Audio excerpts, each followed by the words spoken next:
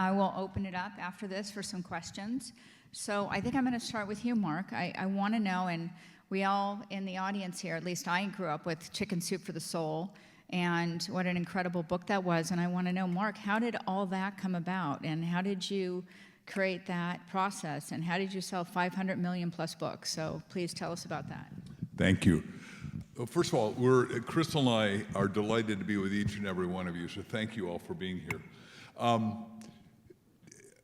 I went bankrupt in 1974, lost everything, checked a book out of the library, How to Go Bankrupt by Yourself, so that was my best, worst experience.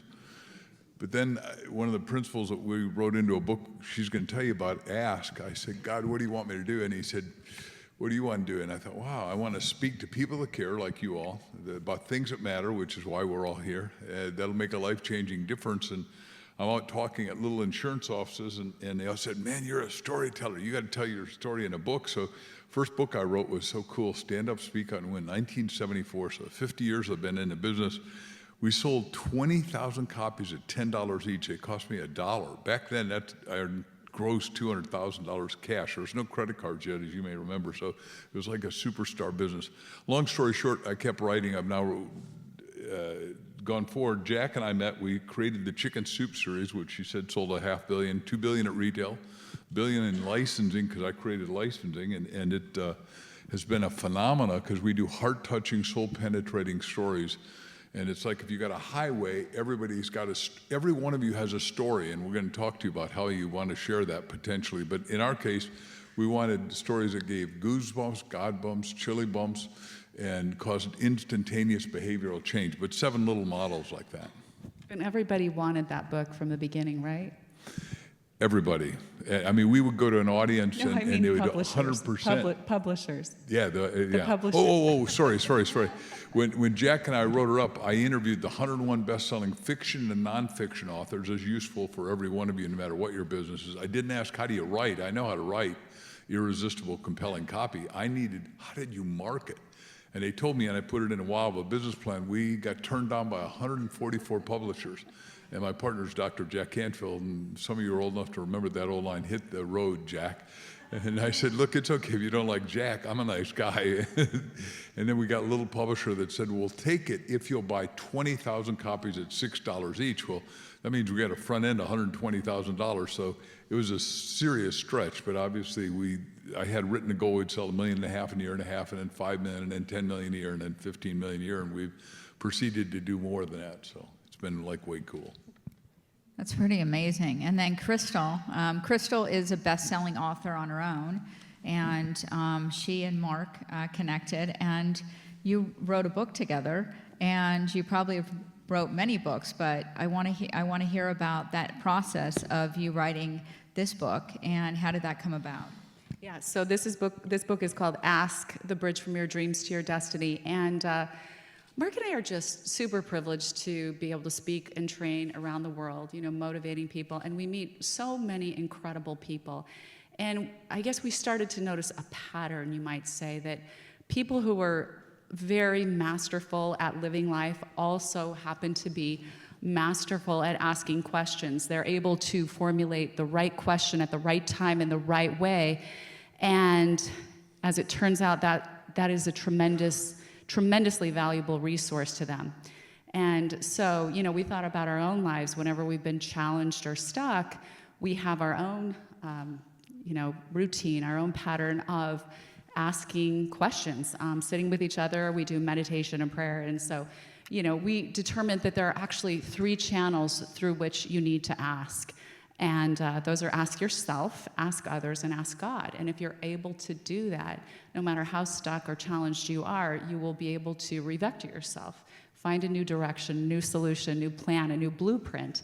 And so we knew we were on to something, and started diving a little deeper. I think what was really astounding to us when we started writing the book, we thought about, children. We all come into this world as these perfect little uncorrupted askers, right? We land on this earth and we kind of want to know everything. We have this wild curiosity. We want to know who, what, when, where, why, how, right? We're always pushing for the answer. And we also aren't afraid to ask for more.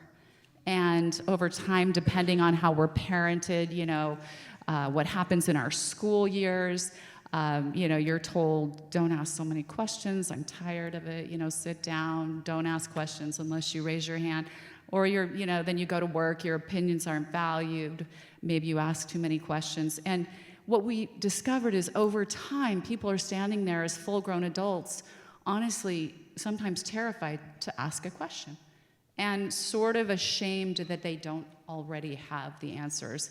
And so we just wanted to break that paradigm and share this with people, because we feel like everybody needs to learn to be a master asker, and what we call a master asker. It's such a valuable resource in your life. And so we also discovered that there are actually 7 roadblocks that most people have to asking, and those are unworthiness, naivete, doubt, fear, excuses, pattern paralysis, and disconnection. And so we go deeply into that with the book, but we looked at some amazing studies on asking, and this is relevant to everyone here because most people going into the study, as it turned out, had this perception that asking a question or for help, resources, approaching someone, they all came into the study with that same opinion that they would be perceived as being obnoxious, pushy, annoying. But the truth is, the studies reveal the opposite. If you're just willing to put yourself out there and ask someone, for help, resources, whatever, if they're able to help you, there's an 80% more likely chance that they will grant your request. So it's like, why not ask? Why not learn to be a better asker? That's amazing. And so where is the book available online? Is it in the bookstores? And I know it's been out a little while, and I bet it's bestseller. Yep. So just curious as to where. Yeah, so just all the places, Amazon, we all have our Prime account, Amazon, Barnes & Noble, any place you can get books. But yeah, it's out there. And it's funny because when companies get this book, a lot of company leaders will buy boxes of this book and train their employees, really work with that art of asking. The art and science of asking. Yeah. Yeah, I would think on the sales side it would be pretty impressive and pretty useful. So then you guys are doing some amazing things now, and you're working with some amazing authors and some amazing visionaries. So tell us about where you are now, what you're working on now. Thanks, Trace. So what's happened is the industry has changed, but here's what we believe, and that is every one of you has a book in you. And so as the industry changed and bookstores got diminished in size, we said, well, why don't we start our own publishing house, and we'll ghostwrite fiction or nonfiction books for people, and more importantly, even biographies for people. Every one of you's got a story in it, and some of you say, well, I'm not that good a writer, or I don't have enough time. So what we do is we extract that and pull it out. Last year we had 31 #1 bestsellers that we helped other people bring to fore, and we do it soup to nuts, start to finish. And then we started this thing called the Mark Victor Hansen Library.com. That's it. But then the superset of that is a Mark Victor Hansen biography collection, which we're doing books that just are ready to change the world. Like most of you know who John Paul DeJoria was, but when he was selling encyclopedia door to door here, how many of you know who JP is? Can I see a raise of hands before okay, so some of you don't know that when he was 21 years old, he had a little 4-year-old kid. He was not making any money selling encyclopedias door to door. He goes home one day, going up the stairs, his wife's coming down, said, throw me the keys, there's a note on the baby, you'll know what to do. Goes up and reads the note on the baby, and it says, I'm out of here, I've emptied the bank accounts, I wiped out the credit cards, I'm stealing the car, you'll never see me again, good luck having a kid. Well, he goes up there and he didn't know what to do. He had a motorcycle, so he drives up to Griffith Park here in LA, gets fed by Hell's Angels. Hell's mama takes care of his baby. He's not a member of Hell's Angels, but he's given him Christmas gifts every year since then. Then he gets with another guy and they start this little company called Paul Mitchell Hair Stuff, which, what is the name of that stuff, the hair? Oh, the Awapui ginger. Yeah, Awapui ginger. Anyhow, it's been #1 product for 47 years. They've got 27,000 salons. He became a billionaire with that, and then he started Patron Liquor and did 100 million bottles a month. That's $1 billion a year.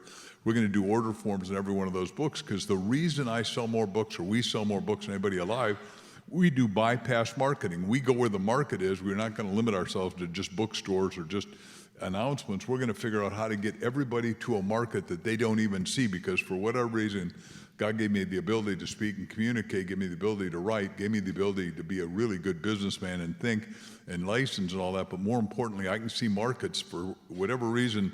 Every one of our clients can't see where their real money is and real market is, and we've helped them. So with the biography, John calls me up. We've been friends for 30 plus years. We're all Horatio Alger Award winners. And said, man, you've always wanted me to do a book, Mark. All the seminars you have me talk at, I'm ready. So I said, send it to me. He sends me 19 pages. I said, that's a chapter. We'll have to interview you to do the rest of the book. He's doing amazing things. He feeds 40,000 people a night for free in Austin, Texas, where his main house is of 13. He has turned around the island of Barbuda and made it hurricane-proof, and brought back the fish, the ecology, the coral, everything, and 100% employment, just doing stuff that no one's ever done before. Went to Mali, Africa, and they needed water, so he paid personally with no guarantee of a gain, 44 wells. He's now feeding 5 countries around West Africa and Mali.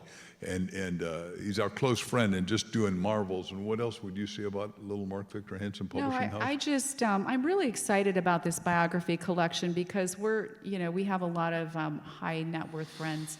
And, so many amazing men and women who have done so much, just like John Paul, and done so much in the world, doing so much good in the world. But the fear is some of these people are getting older, and you don't want those stories to die. Those are such rich, beautiful stories that can change lives. And that's what we started realizing, that these stories need to be told. I mean, for posterity, for the children, for the grandchildren. And a lot of our friends in that situation, as we have the same concern ourselves sometimes, is when you work your entire life and build something big, it looks easy, but it never is. And so along with that came a certain set of strong values, a lot of hardship, turmoil, and triumphs along with that, but the challenges. So, when you get to the second generation, third generation, fourth, and even later, are those values being shared? Are those stories being passed along? Because if they're not, you're losing a treasure, and that's very sad. And historically, that's what the Bible is, right? It was the history of their life, documented the ups, the downs, the trials, the falling away, the coming back. And that's what gives us sort of our moral compass, but also our strength as human beings to understand what those experiences were, and our familial experiences, what makes us who we are. So it's been an amazing journey. Now we're writing the biographies of some incredible people, and they're so excited about it. Some just are doing it for their own families. Some, like JP, is going to share his with the whole world. But so we're just super excited about what we do. It's such an honor and a privilege to, tell these stories and bring them to life. One last line. If you're interested, we want to bring your impact story and bring it to life. But what Plato said is that whoever controls the story controls the future.